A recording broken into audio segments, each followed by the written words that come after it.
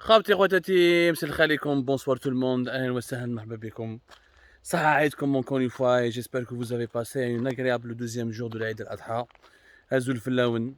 Mesdames et messieurs, merci beaucoup pour vos souhaits et vos vœux que vous nous avez envoyés et que vous avez été très nombreuses et nombreux à nous adresser hier à l'occasion de la journée de l'Aïd. Merci pour cette pensée chaleureuse.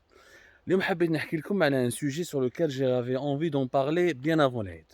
Je voulais l'aborder bien avant l'Aïd et c'est un sujet qui me touche particulièrement parce que je ne comprends pas Anaya, le régime algérien et son sens des priorités. Le 5 juillet dernier, le régime algérien a réuni donc les deux factions palestiniennes. La Palestine, elle comme elle est divisée en deux, avec Mahmoud Abbas et Harakat Fath et l'OLP Zman في Ramallah et Ismaël Haniyeh avec Hamas à Gaza. Les deux d'ailleurs territoires palestiniens sont peuplés pratiquement par 2 millions et quelques d'habitants, 2 millions et demi, presque 3 millions d'habitants في Gaza, 2 millions 3, 2 millions 4 pratiquement في Ramallah. Le 5 juillet 2022, à l'occasion de la célébration de la fête de l'indépendance, Abdelmajid Tebboune a diffusé des photos, le NTV a diffusé des photos où nous voyons comment dirais-je, nous voyons une tentative de réconciliation, ou une cérémonie de réconciliation.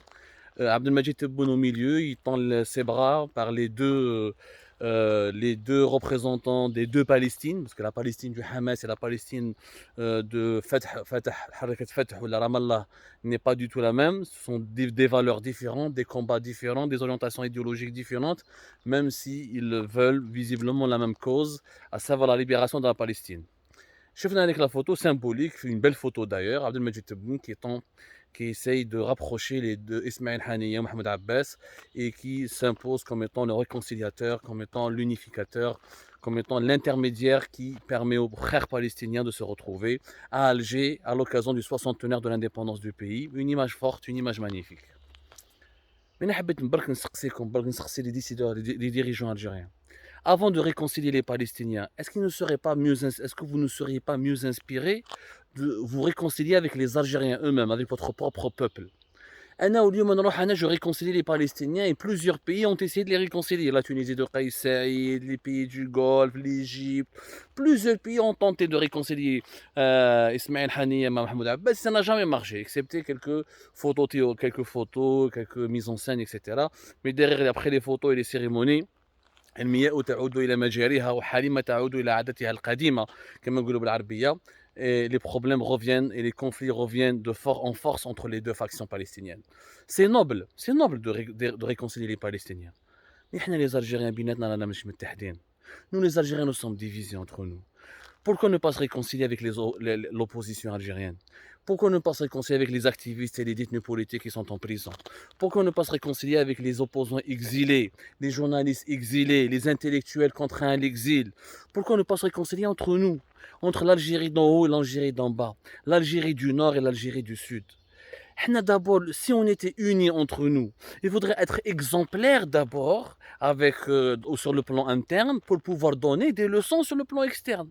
Il faut savoir faire preuve d'unité, de cohérence, d'abord dans son propre pays, avec son propre peuple, avec les multiples factions de son propre peuple, avant d'aller donner des leçons d'unité et de réconciliation aux Palestiniens. Combien d'opposants sont en prison? Combien de partis de l'opposition sont réprimés, étouffés? Combien de médias sont empêchés, interdits, censurés, fermés? Combien de journalistes ont été contraints de partir? Combien d'intellectuels ne peuvent plus revenir dans leur propre pays? Combien d'opposants, de blogueurs, de youtubeurs ne peuvent plus revenir en Algérie? Combien d'Algériennes et d'Algériens sont en prison pour avoir dit une opinion de manière pacifique? Et entre nous, entre les différents Algériens, allez, c'est le Sud. Pourquoi ne pas se réconcilier avec le Sud? Pourquoi tous les grands projets sont au Nord? Pourquoi les Jeux méditerranéens sont à Oran? Et pourquoi ne pas organiser les Jeux panafricains à Ouargla, à Tamanras et à Adrar? Pourquoi aucune compétition internationale n'est organisée dans l'extrême sud du pays? Pourquoi l'extrême sud du pays ou le sud du pays n'abrite aucun méga projet? Pourquoi la raffinerie de Hassim Saoud n'a pas vu encore le jour et les enfants de Hassim Saoud attendent ce projet pour pouvoir travailler? Et pourquoi? Pourquoi les budgets partent au nord? Pourquoi entre les wilayas du Grand Nord et les wilayas de l'intérieur du pays, il y a toujours une grande différence? Pourquoi les meilleurs hôpitaux sont dans les grandes wilayas et pas dans les wilayas de l'intérieur du pays? Pourquoi les meilleures universités sont toujours dans quelques wilayas, Alger, Oran, Constantine, et les autres wilayas sont totalement négligés? Pourquoi? Nous allons cet été célébrer le triste, commémorer plutôt, il n'y a rien à célébrer, le triste anniversaire de la mort de Jamal Ben Smaïl, qui a été cruellement assassiné au mois d'août 2021. Nous sommes toujours sous le coup du traumatisme de ce crime abject. Son procès devrait se dérouler à la mi-juillet, si je ne me trompe pas, le 15 ou le 16 juillet, on devrait commencer le procès des criminels qui ont été arrêtés dans l'affaire de Jamal comment il s'appelle, Ben Smaïl. Bien sûr, ce procès, c'est pas la peine d'en parler, il sera pour moi expéditif et l'enquête sérieuse n'a jamais été menée. A-t-on réconcilié la Kabylie, les Berbères et les autres Algériens? A-t-on réconcilié toutes les Algériens avec toutes les tendances culturelles et toute la diversité, en leur permettant de vivre en paix avec toute leur diversité culturelle et ethnique? A-t-on réconcilié les gens du Mzab? Jusqu'à maintenant, les Mozabites ne parlent pas, ou les Ibadites ne parlent pas aux Sunnites, etc. Regardez le climat de tension qu'il y a entre nous les Algériens. Regardez sur les réseaux sociaux la vague de haine, les mots haineux, les insultes, les humiliations, les attaques, les appels au meurtre, les appels à la haine qui circulent.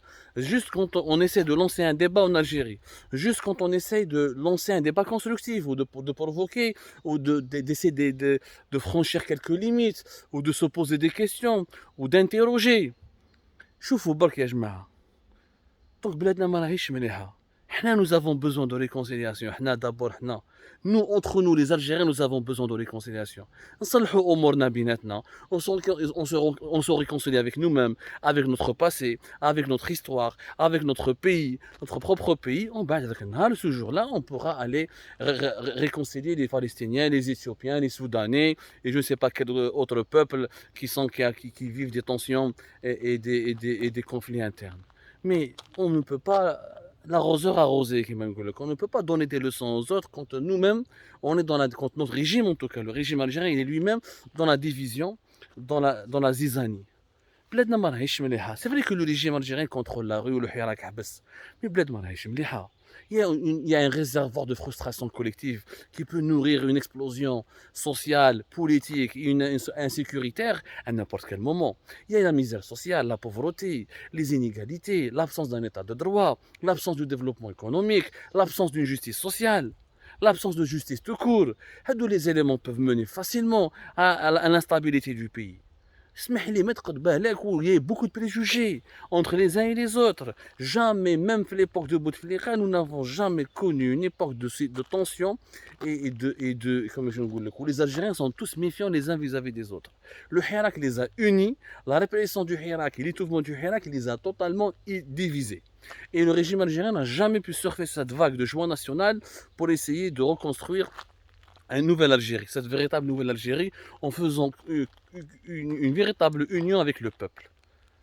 Ya jma'a, avant de réconcilier Mahmoud Abbas avec Ismaël Haniyeh, réconcilions-nous entre nous d'abord. J'espère que le message, vous pouvez le diffuser de votre côté. C'est comme ça, tout à l'heure.